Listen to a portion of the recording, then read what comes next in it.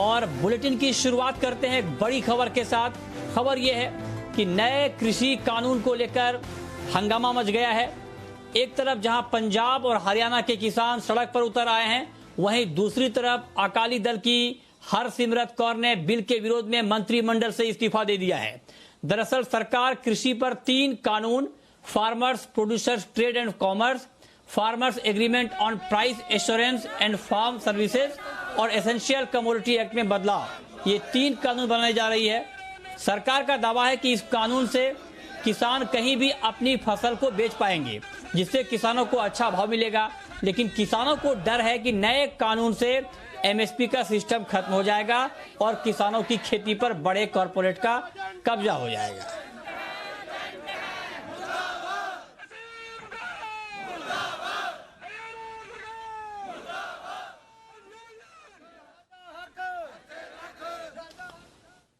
और इस बीच किसान बिल पर प्रधानमंत्री नरेंद्र मोदी ने आज जमकर कांग्रेस पर पलटवार किया। पीएम ने कहा कि जिन लोगों ने किसान बिल को अपने मैनिफेस्टो में शामिल किया, अब वे उसी पर राजनीति कर रहे हैं। सिर्फ विरोध के लिए विरोध करने का ये एक के बाद एक अनेक उदाहरण सामने आ रहे हैं। लेकिन ये लोग ये भूल रहे हैं कि देश का किसान कितना जागृत है। वो ये देख रहा है कि कुछ लोगों को, किसानों को मिल रहे नए अवसर उनको पसंद नहीं आ रहे हैं। देश का किसान ये देख रहा है कि वो कौन से लोग हैं जो बिचौलियों के साथ खड़े हैं। चलिए, और अब इस खबर पर चूंकि जिस तरह का कंफ्यूजन फैला है किसानों में कि क्या उनका एमएसपी का सिस्टम खत्म हो जाएगा, इस तरह का कंफ्यूजन फैला हुआ है। तो इस कंफ्यूजन को दूर करने के लिए, और आखिर ये बिल है क्या, ये नए कानून जो बने हैं ये हैं क्या, इस पर डिटेल में बारीक जानकारी के लिए हमारे साथ नीति आयोग के सदस्य रमेश चंद साहब जुड़ रहे हैं। सर, बहुत बहुत स्वागत है आपका जी बिजनेस पर। मेरा पहला सवाल आपसे ये होगा कि ये जो नए कानून आए हैं, इसमें मुख्यतः किसानों को 2 डर है। अब मैं आपसे ये जानना चाहूंगा कि क्या ये डर वाकई ठीक डर है या बेबुनियाद है। पहला डर ये है कि ये जो एपीएमसी की बाध्यता खत्म की गई है कि आपको एपीएमसी में ही, इससे पहले जो बेचने की एक बाध्यता थी कि फसल वहीं बेच पाएंगे, इसको सरकार ने खत्म किया है और अब किसान कहीं भी अपनी फसल को बेच पाएंगे। इसको लेकर किसान को ये डर है कि कहीं ऐसा ना हो कि धीरे धीरे जो एमएसपी का सिस्टम है वो खत्म हो जाए और किसानों को एमएसपी ना मिले। दूसरा ये जो कॉन्ट्रैक्ट फार्मिंग को लेके है, किसानों को ये डर है कि कहीं ऐसा तो नहीं कि उनकी खेत पर, उनकी जमीन पर धीरे धीरे कॉर्पोरेट की मोनोपोली हो जाएगी, कब्जा हो जाएगा और किसान बेबस हो जाएंगे। किसानों के इस डर पर आप क्या कहना चाहेंगे? तो मैं आपके पहले प्रश्न को पहले लेता हूं कि जो ये आ रही है कुछ किसानों के मन में एमएसपी एपीएमसी वाली बात, उसमें ऐसा है कि एमएसपी का एपीएमसी मार्केट के होने या ना होने से कोई भी दूर दूर तक कोई रिश्ता नहीं है। ऐसी भी जगहें हैं जहां पर एपीएमसी मंडियां हैं लेकिन एमएसपी नहीं मिलती। यदि हम पंजाब और हरियाणा को ले लें, जहां एक एक दाना गेहूं और चावल का एमएसपी पे बिकता है, वहां आप किसान से पूछें कि क्या आपके यहाँ मक्का भी एमएसपी पे बिकती है, क्या आपके यहाँ सरसों एमएसपी पे बिकती है, चना एमएसपी पे बिकता है।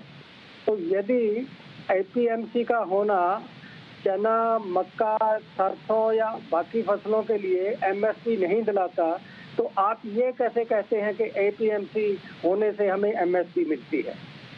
दूसरा इसका काउंटर ये है कि अभी आपने देखा होगा कि बिहार में एपीएमसी एक्ट को उन्होंने काफ़ी साल पहले स्क्रैप कर दिया था, लेकिन वहाँ कोऑपरेटिव के थ्रू एमएसपी पे प्रोक्योरमेंट होता है।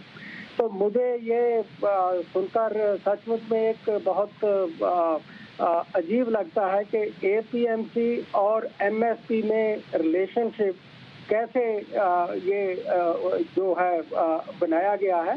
इनमें एमएसपी का फैसला किसान से प्रोक्योर करने का किसान सरकार का एक इंडिपेंडेंट जो है स्टैंड अलोन वो फैसला है।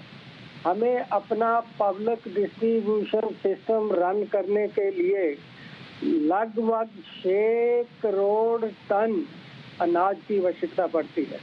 तो जब वो 6 करोड़ टन चाहिए हमें पीडीएस, अकेले पीडीएस के लिए, तो आप क्या सोचते हो कि एमएसपी बंद हो जाएगी, कोई कहीं से कोई प्रोक्योर नहीं करेगा? तो ये जो है आप चाहें तो मैं इसका खुलासा दोबारा फिर कर सकता हूँ। यही मैं कहूँगा संक्षेप में कि ये एक भ्रांति पैदा की जा रही है, एक किसान के मन में विचार जो है इसका कोई आधार मुझे नजर नहीं आया। और जो लोग इसमें एक्सपर्ट्स हैं आप उनसे भी बात कर सकते हैं, चाहे डॉक्टर अशोक गुलाटी हैं, भाई के अलाग हैं। ठीक बात है। जी, अब आपकी दूसरी बात हुई कंट्रैक्ट फार्मिंग की। दूसरे प्रश्न पे आता हूँ कि कंट्रैक्ट फार्मिंग से कहीं ऐसा ना हो कि कारपोरेट को चला जाए। मैं याद दिलाना चाहूंगा कि सबसे पहले अब रिसेंट टाइम में पंजाब ने पेप्सी को 1988-99 में पेप्सी को पंजाब में बुलाया कि वो कंट्रैक्ट फार्मिंग पे किसानों के साथ शुरू कर दें। और पंजाब देश में पहली स्टेट है जिसने अपना कंट्रैक्ट फार्मिंग एक्ट बनाया। और वहाँ पर भी कुछ फर्म जो है कंट्रैक्ट करती हैं। तो क्या कोई एक ऐसा आप उदाहरण बता सकते हैं कि एक किसान की भी 1 इंच लैंड किसी कारपोरेट ने कब्जे में की हो? गुजरात में लेज आलू है जो उसके चिप्स बनते हैं, सब बनते हैं, वो कंट्रैक्ट पे होता है। केला कंट्रैक्ट पे पैदा होता है।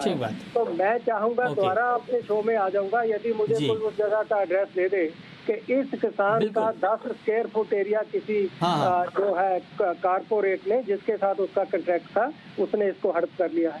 ओके, बिल्कुल सर।